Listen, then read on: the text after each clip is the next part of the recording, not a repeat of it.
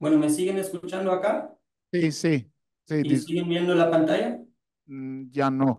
Ah, Ay, no sé, yo no estoy haciendo nada, pero me sigue como moviendo de una sala a otra. sí, sí. eh, disculpa. Disculpa. Am, Sí, sí, adelante. ok, intentemos de nuevo. Tercer Esperemos. intento.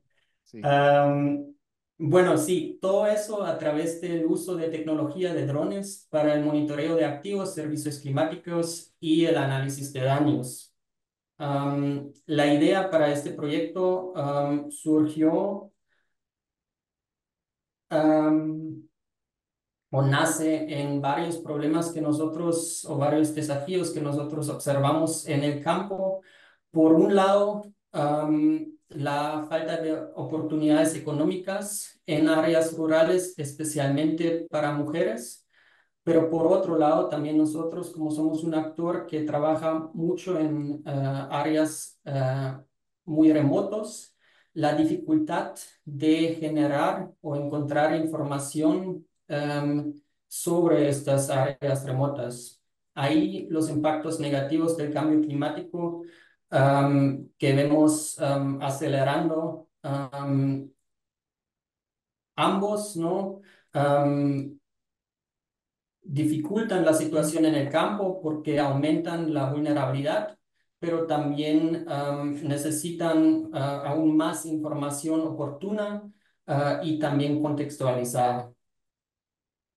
La solución que Pilotas Resilientes como proyecto propone es capacitar mujeres rurales e indígenas en el vuelo de drones, ayudarles en la asociación y también integrarles en el ecosistema del PMA, aquí como ejemplo en el ecosistema de las acciones anticipatorias, que es un programa que nosotros manejamos, para en el futuro poder ofrecer estos servicios como un emprendimiento y así generar información local, rápida y también accesible, como también crear oportunidades económicas para estas mismas personas y el empoderamiento a través de esta tecnología.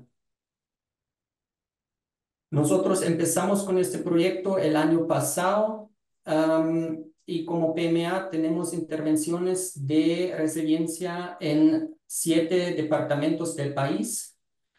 Y este proyecto lanzamos con la ayuda y colaboración con dos socios, Fairfield College International y Panama Flying Labs, quienes nos apoyaron en capacitaciones y asistencia técnica. Actualmente, el primer cohorte de las pilotas está compuesta por 14 mujeres de 3 comunidades en el área Ixil del departamento Quiché. Ahorita les voy a hablar un poco más sobre la experiencia que nosotros tuvimos en este primer año del piloto. Las mujeres empezaron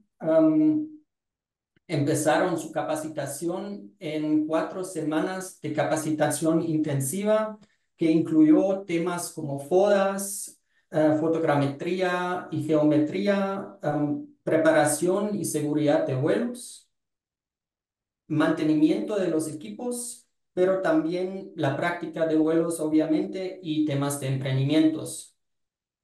Luego, en los meses que seguían, ellas usaron estos aprendizajes y los practicaron en el campo y así acumularon 5 horas de vuelo, pero también ya podían mostrar aplicaciones prácticas, como lo vemos aquí del lado derecho, hay una identificación de paneles solares y arriba vemos un ejemplo de una ortofoto que se creó con información recolectada por las pilotas resilientes. Otro ejemplo que tenemos en el apoyo de esta red de mujeres operadoras de drones, podemos ver aquí, y eso fue de hecho hace 2 semanas. Aquí las mujeres estaban acompañando la entrega y instalación de paneles solares en una comunidad y esto también es una parte de otro proyecto de resiliencia que nosotros tenemos. Y aquí están mostrando cómo también se podría usar esta tecnología para la documentación y generación de evidencia en diferentes proyectos. Nosotros como PMA vemos varios beneficios en esta democratización de la tecnología de drones y la recolección de información a través de sensores remotos. Bueno, en primer lado, las comunidades y las personas en el campo saben qué está pasando con la información, cómo se genera y genera una cierta soberanía sobre estos datos. Al mismo tiempo, intervenciones y el uso de equipos locales reduce costos y también mejora la eficiencia del programa a través del mejor uso de tiempo. En Guatemala, una parte también muy importante es que aquí se hablan 25 idiomas, por eso también trabajar con comunidades y grupos indígenas y rurales nos ayuda a romper o superar esta barrera lingüística y también obtener información adicional sobre los contextos. Y al fin también la idea es crear empoderamiento económico y una fuente de ingreso para las personas que participan. En cuanto a los ámbitos de aplicación, ahí dentro de los ejercicios de FODAS, pero también hemos hecho un mapeo con diferentes actores de interés. Se identificaron varios ámbitos de aplicaciones que son desde la respuesta de emergencias, modelación de catástrofes, hasta sí, la planificación territorial, infraestructura de parcelas agrícolas, el monitoreo agrícola y ambiental y los diagnósticos climáticos, pero también, como vimos en la diapositiva anterior, la generación de evidencia y fines de comunicación. Ahora bien, lo que aprendimos en este año, en este primer año del piloto, es, yo creo que el primer punto es el más importante. Cualquier persona puede aprender y aplicar sobre la tecnología UAS drone. En nuestro cohorte tenemos mujeres participantes entre 18 y 45 años y muchas tienen niveles bajos de educación. Varias ni siquiera hablaron español. Además, la democratización genera nuevas ideas, o sea, muchos de los campos de aplicación de las ideas para futuros proyectos surgió a través de que las personas mismas, las pilotas, pero también las instituciones locales y los actores de interés locales estaban expuestas a este tipo de tecnología, vieron que no es tan complejo, que hay diferentes cosas que se pueden hacer y ahí ellas mismas identifican las oportunidades basadas en las necesidades contextuales. Para nosotros también otro aprendizaje era elegir el equipo adecuado, o sea, antes de adquirir equipos de drones, equipos de sensores, siempre tenerlo bien identificado cuál será el caso de uso. Y también si hablamos de capacitaciones, el enfoque que se debe poner en adaptar la formación y los materiales a las condiciones locales. Al final, también otra observación que tuvimos es la importancia de la alfabetización digital. Por eso también en este proyecto hemos incluido posteriormente una parte de educación en temas de computación básica y también para asegurar la sostenibilidad de este proyecto, trabajar en un modelo de negocio para emprendimientos de servicios de drones. Y con eso cierro mi pequeña presentación. Tantish, eso significa gracias en el idioma Ixil, del área Ixil en Quiché, Guatemala. Muchas gracias.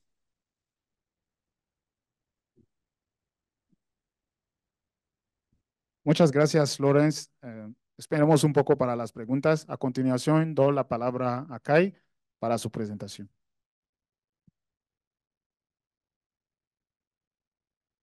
Muy buenas tardes. ¿Me escuchan? Sí. Mi nombre es Kai. Como dijo Silvanos, trabajo aquí como jefe de la unidad de sistemas de información geográfica. Soy agrónomo originalmente, pero trabajo con datos geoespaciales a diario para diferentes propósitos dentro de CIMI, ¿no? Desde áreas muy locales y hasta análisis global, enfocado a maíz y trigo, obviamente. Cuando me invitaron a esto, un tema muy interesante, pero muy problemático también, según lo veo. Creo que empecé a hablar de agricultura de precisión, que está muy relacionado con el uso de drones hace 10 años y en ese tiempo no había básicamente nada en México. Muy pocas empresas que vendían drones, la mayoría para uso de deporte o no, para hacer imágenes, videos y esas cosas, pero muy poco aplicación agrícola. Un par de años después empezamos a ver si hacíamos proyectos con productores medianos, digamos, ¿no? 20 hectáreas, 50 hectáreas, especialmente en áreas tecnificadas en Sinaloa, Sonora, productores de maíz y de trigo. El objetivo ahí era reducir cantidades de nitrógeno que estaban sobrefertilizando mucho, gastando dinero en vano, polucionando el ambiente. Habrán visto las algas en el mar de Cortés. Eso viene de nitrógeno mal aplicado por los productores, ¿no? Entonces, algo que no queremos. Sí me trabajó muchos años con sensores pequeños a mano para tomar muestras o medir NDVI, que es un índice de vegetación que está muy relacionado con el estado de salud o qué tan contenta una planta es, en más verde, más alto el valor, más cerca a uno, mejor, y se puede utilizar para dar recomendaciones puntuales de fertilizantes. Pero caminar en el clima en el norte o en muchas partes, también climas tropicales en el campo no es que sea muy agradable. Entonces, usar drones o usar imágenes de satélite es mucho más interesante para mí hoy día, ¿no? Porque puedo agarrar. A pesar de todos los esfuerzos, realmente no vimos tantos logros con ni siquiera los productores medianos, ¿no? Por eso puse aquí, para productores pequeños hay mucho potencial, pero de pronto en la práctica es mucho más complicado porque tiene que pagar, ¿no? Todo el mundo puede adquirir un dron, lo vimos ahora en Guatemala, pero realmente fundar un negocio o sacar dinero suficiente, especialmente para un minifundista, es muy complicado. Entonces, me parece algo que vale la pena discutirlo. Hace un par de años, aquí mediante una iniciativa grande del gobierno federal, creamos una plataforma que se llamaba, dentro del programa Masagro, que se llamaba GreenSat. Estaba basado en los algoritmos que sacamos del GreenSeeker, que era el sensor a mano que les mencioné, y utilizaba imágenes de satélite de alta resolución que nos daba CIAP, ¿no? El brazo de estadística y datos de SADER o Zagarpa en ese tiempo. Ellos compran, junto con la Marina, compran cobertura completa del país para todo el año y en teoría todo el mundo tiene acceso a esos datos, ¿no? Que es en la realidad no tan fácil. Se creó esta plataforma, cada productor interesado podía digitalizar su campo, meter las coordenadas básicamente y con algunos datos que ellos daban de uso de nitrógeno dentro de su temporada, la fecha de siembra, en base a las mediciones de NDVI de esas imágenes de satélite, se les daban recomendaciones de fertilizante. O has fertilizado suficiente, déjalo ya, no gastes más dinero en vano. O todavía falta un poco, hay más potencial basado en los ensayos de años anteriores. Eso funciona bastante bien y los productores también tenían mucho interés, ¿no? Nos decían, queremos más imágenes, queremos ver cómo va el cultivo el resto del año, porque ellos nos daban una imagen cada 2 semanas. Ah, vino algún tiempo donde dejaron de darnos imágenes, con eso la plataforma básicamente murió. Eran imágenes comerciales de alta resolución, pero alguien tiene que pagarlos, ¿no? Hoy en día tenemos la gran ventaja que hay imágenes de satélite Sentinel-2 de 10 metros de resolución, salen cada 5 días sin costo, ¿no? Bueno, lo paga la Comunidad Europea. La gente que paga impuestos en la Comunidad Europea lo están financiando, pero es un servicio gratuito para cualquier persona interesada en el mundo, ¿no? Podemos bajarlos, podemos analizarlos en la nube en algunos casos también sin costo. Esto ahora para mí sería el siguiente paso. Podemos ahora proveer el mismo servicio cada 5 días para cualquier rincón de México, ¿no? Y estamos discutiendo, por ejemplo, con FIRA para ver si reactivamos esta plataforma. Entonces, a nivel de estos productores, sí hay interés.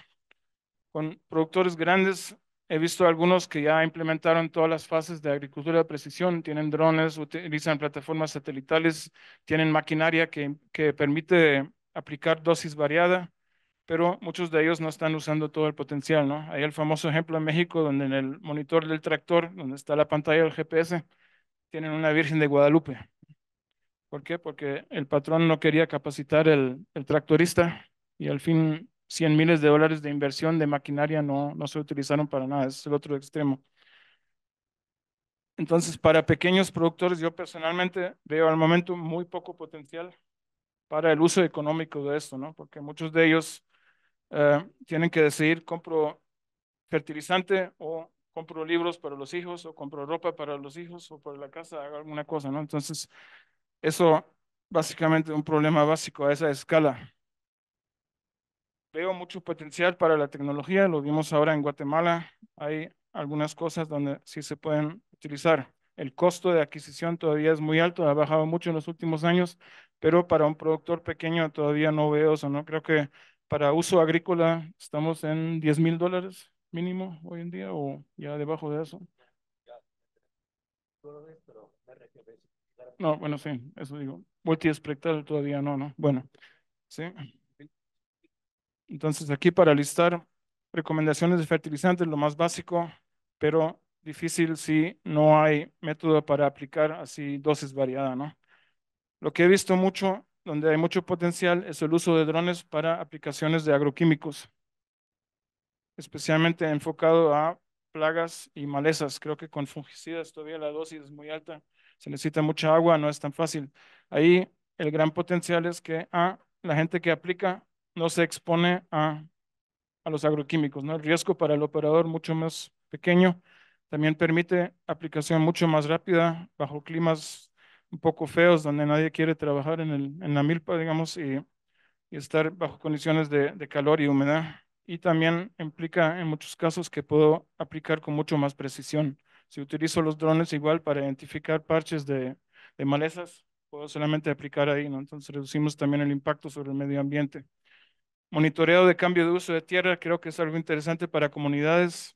Monitorear deforestación, ver qué realmente tengo en la comunidad en términos de baldíos, de áreas para pastoreo, bosques, ¿no? Ahí también se puede utilizar. No son tanto uso comerciales, pero son a usos a nivel de comunidad. Creo que el proyecto de Guatemala está enfocado a esa dirección también. Alguien obviamente tiene que pagar el dron, pero es un uso compartido, entonces muchas cosas. Manejo de cuencas, lo mismo, ¿no? Si estoy dependiendo del agua este año, los últimos 2 años con la sequía aquí en México, hemos visto que es algo muy relevante. Mapeo de recursos naturales también para que comunidades tengan una mejor idea cuánto realmente tenemos en términos de recursos, cómo podemos protegerlos y manejarlos mejor. Certificación para exportación. Desde el año pasado, la Comunidad Europea básicamente tiene una fecha límite que creo que es el fin de este año. Después de eso, nadie va a poder exportar café u otros productos sin comprobar que no hubo deforestación en los últimos 5 años, ¿no? Que el cafetal tiene que comprobar que el cafetal tiene más de 5 años y que no deforestaron. Para muchos productores pequeños, eso básicamente implica que no van a poder exportar más, ¿no? Mientras que no tengan la capacidad y la tecnología. Tienen que mandar un polígono, tienen que mostrar con datos que no han deforestado, que no es tan fácil si no tengo imágenes satelitales o imágenes de drones. Y también un uso ahí, el catastro informal. En muchos casos, los productores no tienen buenos datos en muchos países, ¿no? Entonces ahí con las imágenes de drones puedo identificar mi campo mucho mejor, puedo medirlo a alta precisión. También combate de erosión. En el Bajío, por ejemplo, hemos usado estos drones para hacer modelos de elevación de alta precisión, de centímetros de resolución, para planear curvas de nivel y protección. Eso también es algo muy muy práctico, ¿no? Las imágenes satelitales libres también se pueden utilizar, pero depende un poco de la escala. Si tengo campos muy pequeños, en Guatemala muchas veces son 5,000 metros cuadrados, una hectárea, en muchos casos no es suficiente, ¿no? Tenemos al máximo para una hectárea 100 píxeles, que está bien, pero no es perfecto. Con el dron puedo mejorar esto mucho, ¿no? Pero esto es sin costo, está disponible cada 5 días para cualquier rincón del mundo, solamente en áreas donde hay mucha lluvia, muchas nubes. En el Bajío, por ejemplo, hemos tenido problemas con estas imágenes en la época de lluvia, ¿no? Ahí el dron es mucho más flexible. Comerciales, simplemente hay muchas ofertas aquí, todavía son muy costosas, pero el costo está reduciéndose cada año. Hay mucho potencial en el futuro. También quizá para productores pequeños no veo tanto el potencial, pero utilizando las otras imágenes sin costo, podemos proveer eso fácilmente para todo el país, básicamente cada semana, ¿no? Basado en una plataforma en la nube se calcula muy rápido, eso no es problema. Y los drones al fin funcionan básicamente bajo cualquier tipo de clima, la nubosidad no importa nada, solamente si llueve hay problemas. Tengo resolución muy alta, el uso es fácil, el análisis es mucho más complicado para dar recomendaciones al fin. La desventaja todavía, el costo a nivel de productor individual, ahí creo que compartirlo o utilizar algunos casos despachos que proveen el servicio, que hay muchos ya, para ver cómo funciona, ¿no? Y tener aplicaciones para que realmente el productor baje los costos en la producción. Tiempo personal, hay algunos problemas, hay que pagar seguro, en teoría, que cuesta 8,000 pesos más o menos por año, ¿no? Creo que es lo que pagamos aquí. Sí. Y dependiendo del tamaño, hay áreas restringidas de volar. CIMIT, en nuestra estación más importante de trigo en Obregón, no podemos volar porque estamos rodeados de aeródromos pequeños, ¿no? Entonces fue un poco irónico. El mismo gobierno que nos pagaba para hacer vuelos de drones para investigación nos prohibía volarlos, ¿no? Entonces hay que ver cómo se mantiene eso, que yo no veo tanto riesgo ahí, más es el riesgo de las avionetas para aplicación, ¿no? Porque ahí teniendo la licencia de piloto puedo hacer lo que me da la gana básicamente. El dron, que tiene mucho menos riesgo porque es más pequeño, no lo puedo utilizar. Bueno, así son las reglas, y el procesamiento de los datos es mucho más complicado. Creo que eso es todo.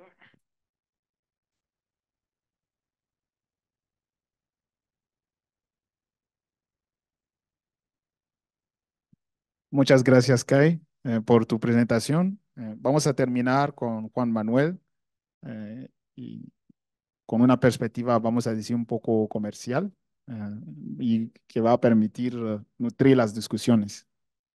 Bien, eh, pues muchas gracias. Ya no me dejó prácticamente nada que decir, Kai, pero trataremos de compartir un poco de nuestra experiencia, nuestra humilde experiencia desde el inicio de la fundación. Soy el fundador de la empresa y ha sido un viacrucis no es nada sencillo aquí en México, ¿no? Pero lo hacemos, es algo que nos apasiona y estamos convencidos que en muchos aspectos tiene grandes oportunidades. Eso no hay la menor de las dudas. Coincido con Kai también de que el tema de pequeños agricultores no es una cosa menor. Tendrá que abordarse de diferentes flancos y con la organización por delante, que es uno de los puntos críticos en la agricultura en México y creo que en el mundo, ¿no? En África, ¿cómo es, Silvano? Bien, quise poner esta primer lámina para no olvidar que estamos en Texcoco, México. Eh, los que nos estamos aquí de manera presencial, pues es un gusto ver tantos nuevos rostros ahí con entusiasmo. Igual que Kai, soy orgullosamente agrónomo y creo que muchos de los que nos acompañan coincidimos en nuestra universidad. Eh, bien, el uso de sensores remotos para agricultura a pequeña escala.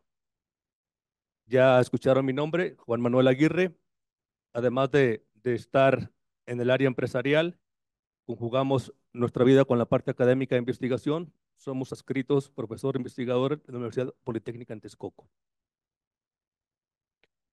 La situación actual de la agricultura a pequeña escala.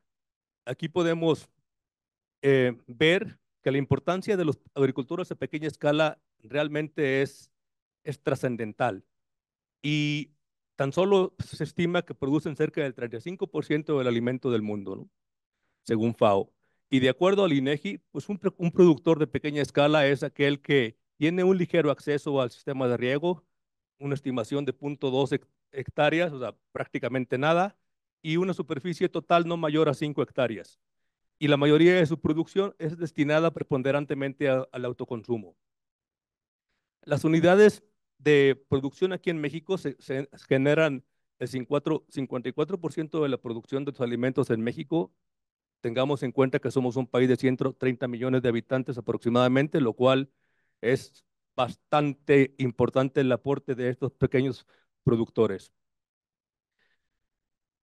Y un punto que quise plantear aquí, pudieran ser muchísimos más, pero actualmente se está viviendo un relevo generacional en la agricultura, sobre todo a pequeña escala, que está en decadencia.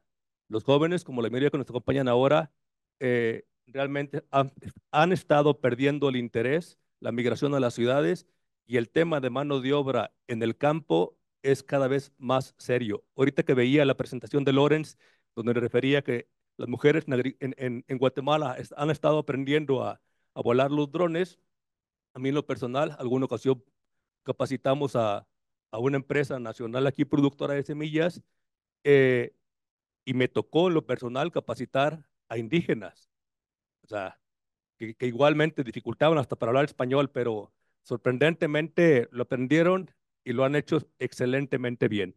Sobre todo los drones también tienen ciertos riesgos en su operación, sobre todo el dron aspersor que llega a pesar 60, 70 kilos ya con pilas y con carga y con todo su transporte. Tiene su peligro. Ok, pero pues algo tenemos que hacer, ¿no? O sea, porque la cosa es difícil, sí, no es sencillo, pero ¿cómo podemos contribuir a, a la mejora de la situación de los agricultores en pequeña escala mediante el uso de sensores remotos? Esa es la pregunta que creo que nos confluye aquí en esta aula, ¿no? Ok, la agricultura, independientemente del cultivo que hablemos, se centra en asegurarnos que la planta, sea maíz, sea trigo, sea arroz, cualquier vegetal del planeta tenga la capacidad de llevar a cabo la fotosíntesis. Yo le llamo la fórmula de la vida, ¿no? Y esta fórmula de la vida, pues, ¿qué nos interesa conocer para poder contribuir con estos pequeños agricultores? Existen muchísimas variables, pero básicamente conociendo los tres componentes principales, lo que es el suelo, la planta y el ambiente. En el suelo que nos interesa, pues igual temperatura, humedad, eh, desde luego su orografía y todas las variables que ya conocemos.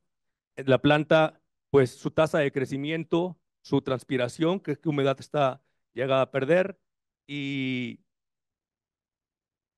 su capacidad, la radiación fotosintética que está recibiendo precisamente para que se vea reflejada en la fotosíntesis. La fotosíntesis no solamente la genera como nosotros las personas, los humanos, en crecer, en mantenernos y también en crecer. Y el ambiente, desde luego, muchas variables, temperatura, humedad relativa y demás.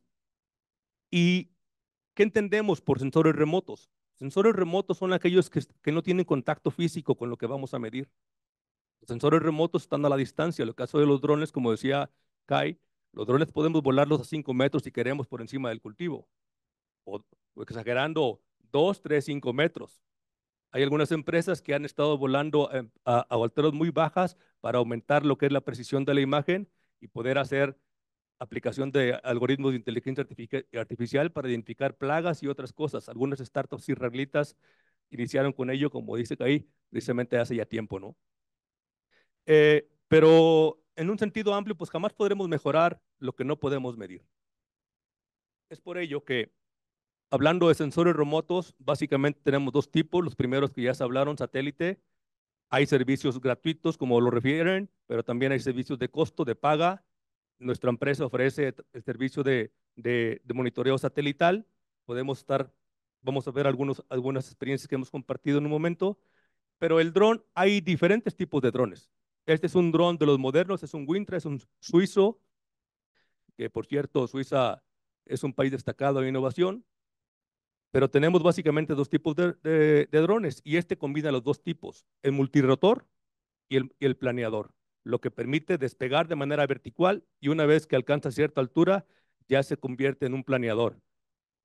Este tipo de equipos podemos volar cerca de 300, 400 hectáreas casi en un vuelo, dependiendo de las condiciones del tiempo, lo cual es muchísimo. Con el satélite podemos monitorear no hectáreas, kilómetros cuadrados, la superficie que deseemos, con la frecuencia gratuita de cada 5 días, o bien podemos, si las condiciones se apremiaran, podemos llegar hasta una visita diaria en lo general. No voy a detenerme demasiado aquí, ya Kai nos hizo el favor de diferenciar las ventajas de los diferentes sensores. O sea, el dron finalmente y el satélite también son el medio.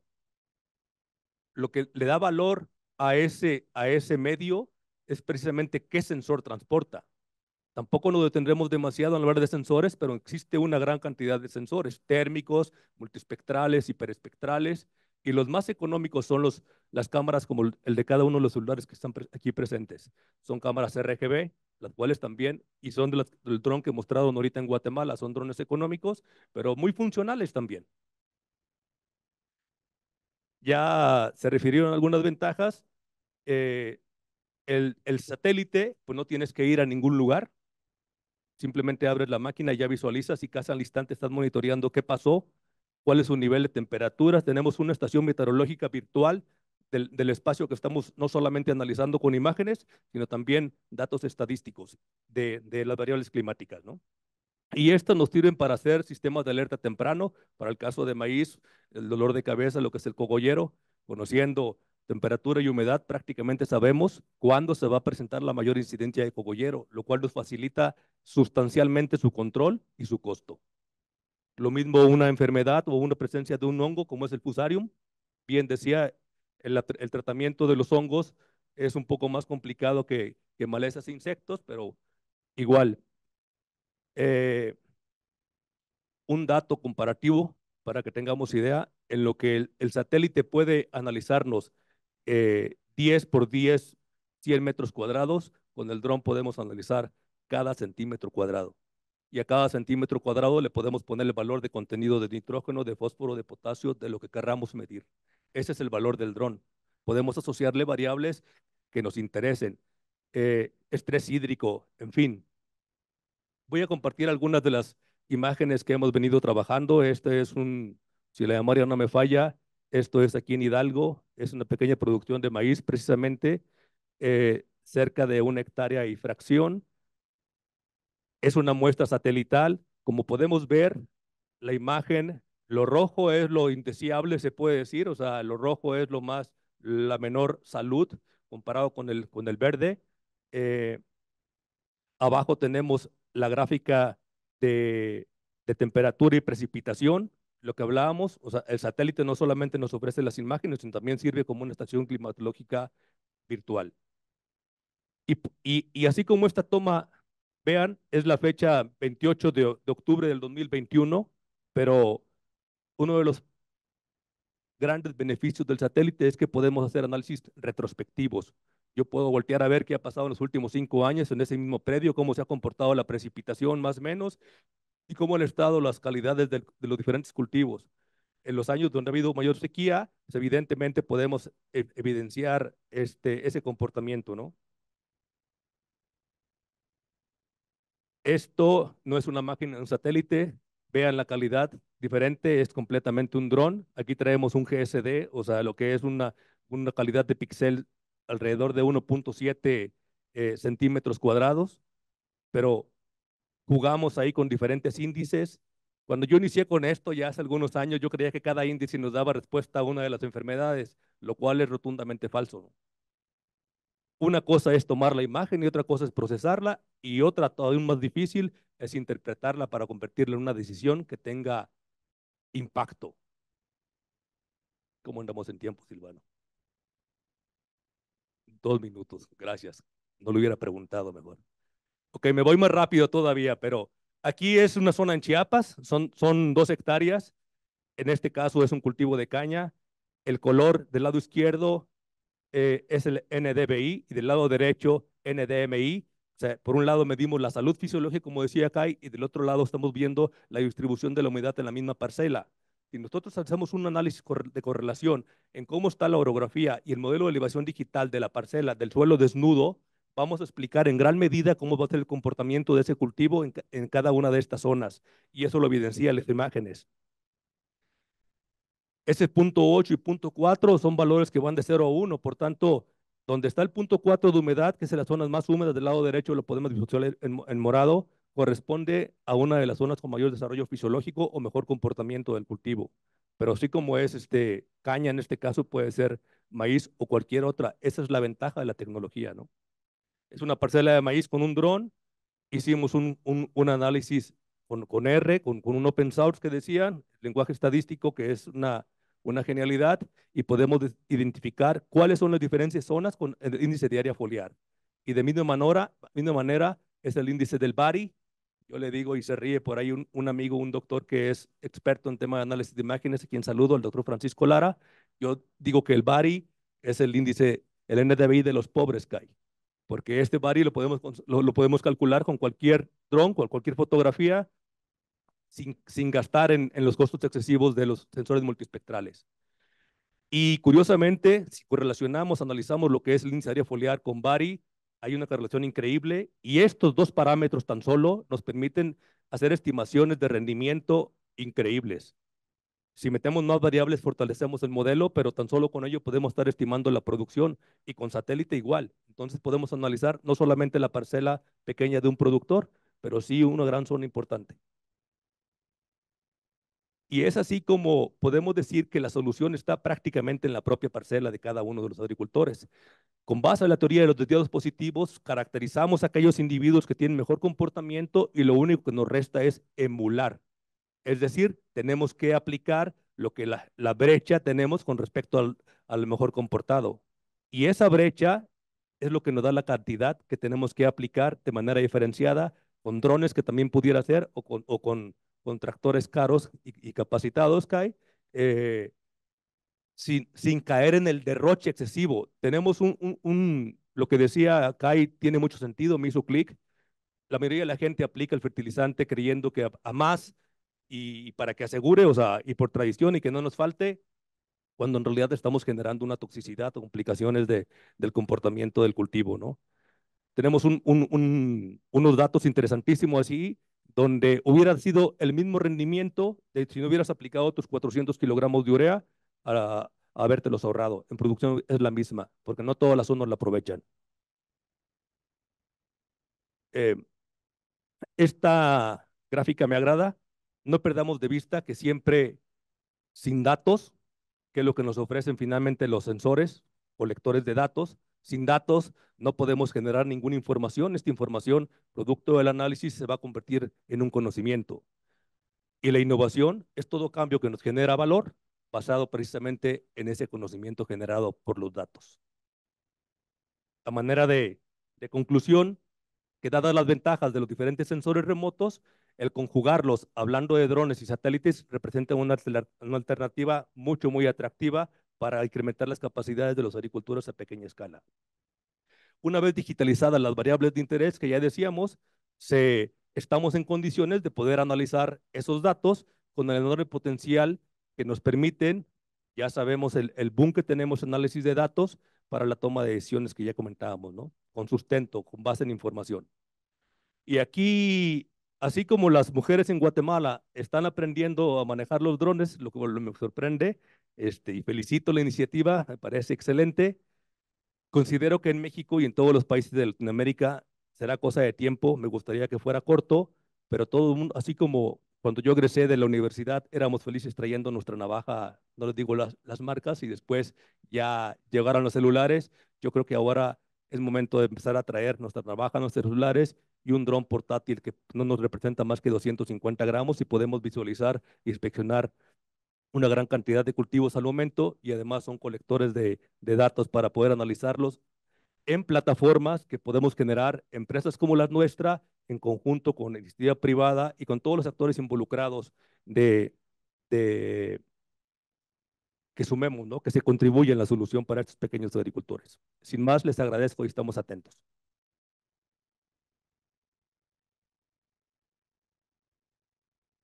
Muchas gracias por las presentaciones. Muchas gracias, Juan Manuel. Muchas gracias a todos por las presentaciones.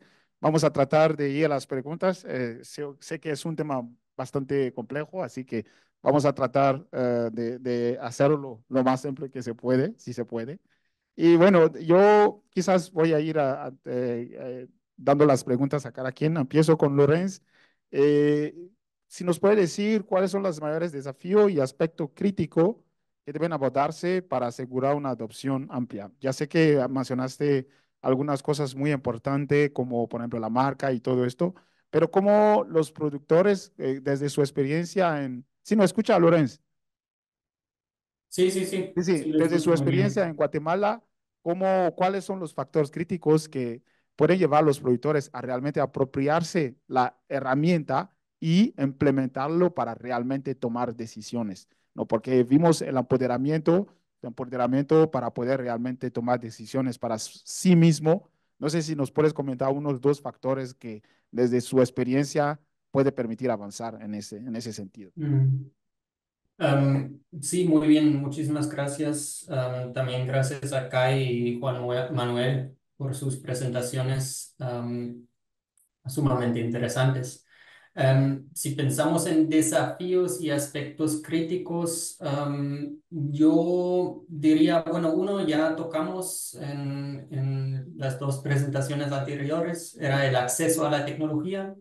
Aunque ya los precios han bajado, todavía drones y aún más los diferentes sensores, si hablamos de sensores multiespectrales, o cámaras térmicas, todavía no son tan accesibles para personas que viven en áreas rurales y que tienen producciones de pequeña escala. Hay posibles soluciones, o sea, yo he visto, hay una iniciativa de WWF en Brasil, ahora no me recuerdo del nombre, pero muy interesante, en el cual también poblaciones indígenas construyen sus propios drones a bajo costo para el monitoreo de recursos naturales. Eso será una opción. La otra, un poco lo que nosotros intentamos aquí en Guatemala es trabajar a través de asociaciones, y obviamente también el apoyo a través del sector privado, que podría colaborar, o sea, podría también colaborar con pequeñas personas productoras de pequeña escala. El otro tema que es un desafío aquí en Guatemala actualmente es el tema de la legislación, y creo que Kai también lo mencionó un poco. En Guatemala la legislación es bastante ambigua en el momento, también existen algunas áreas restringidas. Y creo que ahí es importante siempre, bueno, para nosotros como un actor internacional, y nosotros también como PMA queremos avanzar nuestra estrategia de trabajo con drones a nivel regional, en intervenciones en nuestros proyectos de emergencia, pero también de medios de vida. Es la colaboración con las instituciones. Entonces ahí siempre estar al tanto de las legislaciones actuales, no ver a los gobiernos como alguien que solamente impone límites, ¿no? Sino también buscar la conversación. Y ahí, por ejemplo, a nosotros ya aquí la Dirección General de Aeronáutica Civil nos dijo que bien sí hay áreas restringidas, pero en casos de emergencia siempre es posible pedir permisos especiales, y eso también se podría hacer para casos de investigación con la solicitud correcta. Sí, últimamente creo que también temas de alfabetización digital que ya mencioné, y la barrera de género. O sea, ya lo vemos en las presentaciones aquí también, que muchas veces se habla del agricultor. Eso también tiene que ver que muchas de las personas que trabajan en la agricultura de pequeña escala, son hombres, y al menos aquí en Guatemala, la mayoría de las mujeres no tiene acceso a tierra propia. pero al mismo tiempo también vemos que en muchas de las comunidades con las cuales nosotros trabajamos son por temas de migración temporal o migración hacia el extranjero, son las mujeres que son las cabezas de la casa y son las principales, ¿no? Proveedores también, proveedoras, ¿no? En algunos casos del hogar. Por eso creo que también en estas discusiones deberíamos hacer un énfasis en cómo podemos, sí, cerrar esta brecha de género y las barreras que existen para el acceso a producciones agrícolas, pero también para el acceso a estas tecnologías para mujeres. Gracias. Gracias, muchas gracias. Seguimos rápidamente. Kai, ¿qué puedes decir de las experiencias y lecciones, pero sobre el uso de la plataforma? ¿Era más fácil para los productores? ¿Cuántos productores más o menos lo usaba? La plataforma que mencionaste, que era a través de Masagro. ¿Qué lecciones se puede pedir de este uso de la plataforma rápidamente? Si realmente sirvió o si la gente realmente tomaba fueron quienes, fueron la extensionista, los productores directamente, o realmente se requiere un intermediario para transformarlo en toma de decisiones. En ese caso sí, fueron productores, como decía, de escala media y en general los productores mismos eran los que usaban el sistema, ¿no? No era muy complicado en usarlo, solamente poner la fecha de siembra, alguna expectativa de rendimiento y la cantidad de nitrógeno y en qué fecha es aplicada, ¿no? Entonces, y las recomendaciones eran más o menos básicas para entender, como digo, hubo bastante uso, había más interés de más imágenes. Si hubiéramos podido proveer en ese tiempo ya una imagen cada semana, obviamente los productores estaban interesados tener una herramienta rápida para monitorear su campo sin tener que ir, ¿no? Desde la casa o desde el celular o de la computadora, lo que sea, pero ahí sí estaba el potencial. Am, Ahora sería interesante armarla otra vez. La semana pasada estaba en Guamuchil, estoy hablando con productores de ese nivel y estábamos viendo, hay varias opciones hoy en día para calcular NDVI. Puedo ir a la nube de Google, ¿no? Google Earth Engine y solamente corriendo en script en un par de segundos tengo mi dato, ¿no? Eso es una opción. Puedo bajar los datos también, hacerlo en casa. Hay varias opciones ahí dependiendo de la cantidad del tiempo que la gente quiere invertir, pero básicamente todo es sin costo, ¿no? Hoy en día. Si tengo un predio de 10, 20, 50 hectáreas, es muy fácil de utilizar. Después ya viene la decisión, fertilizo así, ¿no? El problema con la adopción ahí es, muchas veces, ya lo dijo el compañero, los productores quieren reducir riesgo. En algunos casos implica que sobrefertilizan porque no quieren perder rendimiento, ¿no? Ahí es cuestión de educar un poco más. Para los productores pequeños, otra vez ahí, obviamente a nivel personal, todavía no veo que eso funcione muy bien. Ahí entraría un extensionista, ¿no? Si tengo un técnico pagado por el gobierno o pagado por otro lado que puede utilizar este sistema, lo puede aplicar para todo municipio fácilmente. Si hay maneras hoy en día de mandar las recomendaciones después con celular, ¿no? Con SMS, lo que sea, a voz, si no hablan español o si no leen el español. Entonces hay varias opciones. Ahí creo que está el potencial para el futuro, ¿no?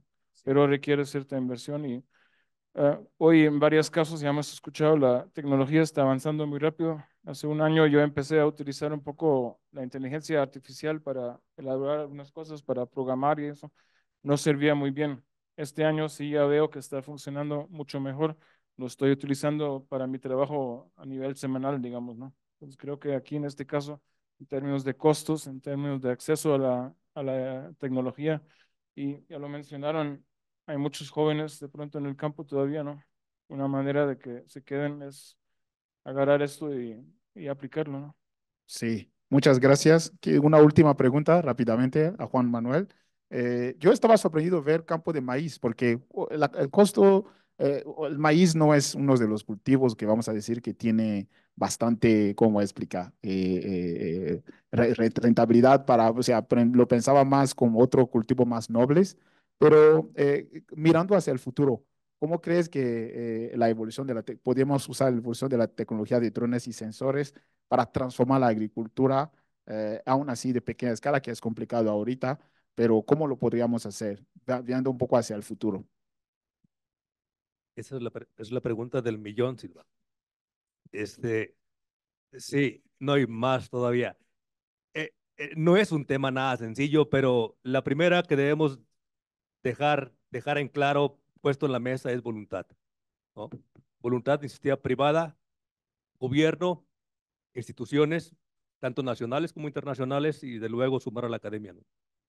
Yo creo que haciendo un frente común hay más posibilidades de éxito de ello. El proceso, ya lo comentaba Lawrence Kai, no es sencillo porque cuando iniciamos nosotros en la empresa, empezamos con los drones aspersores. Era una sensación, o sea, todo el mundo lo veía y es algo muy tangible. Pero si quieres volar un dron a 100 metros de altura y terminas en 12 minutos y volaste 20 hectáreas, 30 hectáreas, el agricultor se la piensa.